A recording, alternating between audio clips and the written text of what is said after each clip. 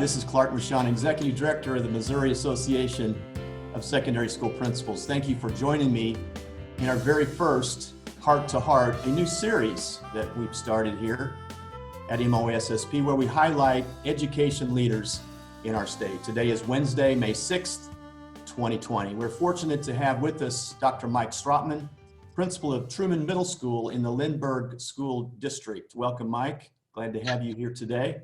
Mike was also named the Jim L. King, Missouri Middle School Principal of the Year for 2021. And congratulations once again. And Mike, it seems like light years ago that we surprised you on February 10th, I believe it was. And lots of things have happened since February 10th. Yeah, definitely. First of all, I want to thank MoASSP and certainly Jim King as a part of this. It's been an honor to be able to represent and be recognized for the work that, principals do some selfless work a lot of times. And, it's great to be recognized for things that you're doing out of ordinary circumstances a lot of times because it's part of your role. I've been working with amazing colleagues around the state for years and been a part of MoASSP and just been blessed to develop a network and relationships with people around the state, and blessed to work in an amazing district and an amazing school with dedicated educators as well. I'm really proud of education now and have been, and I'm hopeful for the future as well. So I just really appreciate the recognition. Well, what does a typical school day look like for you these days? Yeah, very different. I think the challenge for me is people oriented, and finding ways to stay connected has been really part of my typical day. That along with a lot of reflection time, it's professional reflection, personal reflection, and finding ways to continually get better at what I do. And not only, leadership never really stands still.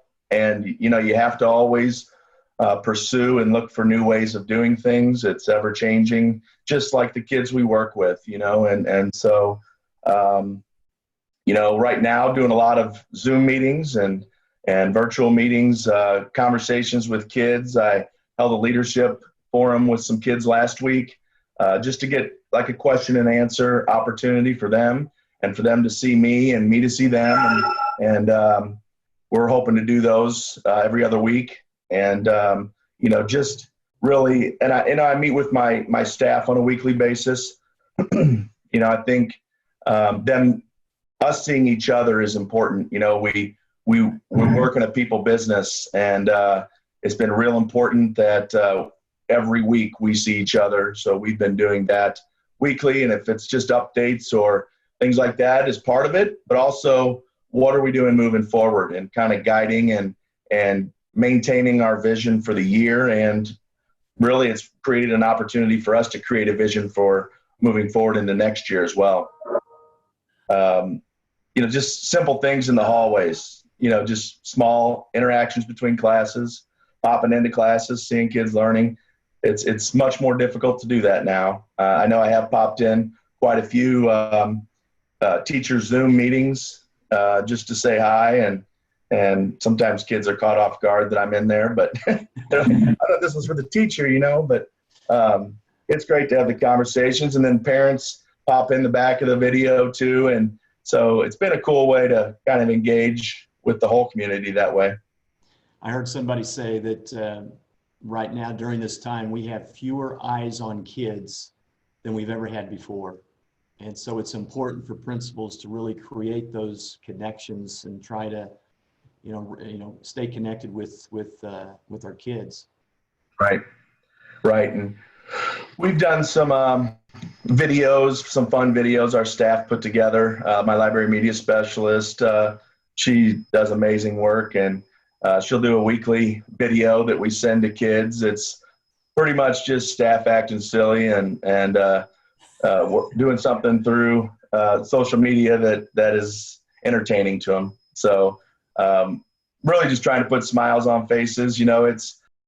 Some kids are really thriving in this environment and really enjoy the self-paced time to work on their coursework and things like that. But there are also kids on the other end that are really struggling because they miss their friends, they miss their teachers, and that's been something. I've personally reached out by phone to some kids that are, the parents have communicated with me, and there's some anxiety out there about grades or those type of things, and I personally reached out to some of the kids, just putting them at ease a little bit with their worries. It's the last thing we want kids or families to be doing during this time is to be stressing out and worrying about things that are going on at school. So my staff have done an amazing job of putting them at ease as well, and allowing for flexibility. And we just shifted last week to sending all the work home for the week at the beginning of the week so that they could kind of self-pace out when they were going to do the work. So it can kind of be more flexible while also providing some structure for those that need it. So when's the last day of school for you? 21st, May 21st. So we have a couple weeks left, and hoping to finish strong here, There you go. Well, what does the summer look like for you, and transitioning and reopening of school in the fall? What does that kind of look like for you? Yeah. As a district, we're moving to one-to-one devices. We planned on doing it at the beginning of next year. Well, at the beginning of the calendar year, so in January, and we're going to possibly try to move that timeline up. We know we see that this has kind of changed a lot of things for us, so we're continuing to reflect and tweak our plan for that. But staff are getting some new devices, so it's a lot of training. One of the things we're also really prioritizing is our learning management system. We have right now, we weren't quite prepared during this transition for one platform for everybody, in terms of how to communicate and provide feedback on work and all of that. So that's going to be the goal over the summer, is everybody's on one page, and we're moving forward with a plan that's going to be consistent by grade level, by teacher, and so forth. Just because communication, we've streamlined some communication because it's so vital and important, in some ways. But this plan, staff training, I know last Friday we went through and did some personalized learning for teachers. We had a professional learning day, and we didn't want this to stop that, certainly. So teacher growth is so important, and we spent the day learning, and for some of them, they have kids at home they're keeping track of right now and trying to help learn, and so we allowed it to be flexible for them too. And if they wanted to do it later in the evening or that type of thing, certainly could do that. But yeah, just a lot of planning, not knowing what the fall is going to look like yet. We're looking at a couple different options, and I know our superintendent, Dr. Lake, he's been fantastic with staying up to date with what's going on and working with local superintendents and making sure that we're all, collaborating and working to do what's best for kids. What would be your advice to some of your colleagues about the importance of showing grace to kids? I think one of the most important things we can do is lead with empathy and listen to gain understanding. I think those are some of the key things that we have to do with families and kids. There are a lot of kids that are affected by this, and probably a lot that we are not even aware of at this point. And so I've been working with my counselors to create a system, where we can collaborate with kids and get them to feel comfortable communicating about their concerns. Certainly surveying students has been something we've done through this process as well to kind of gain some understanding.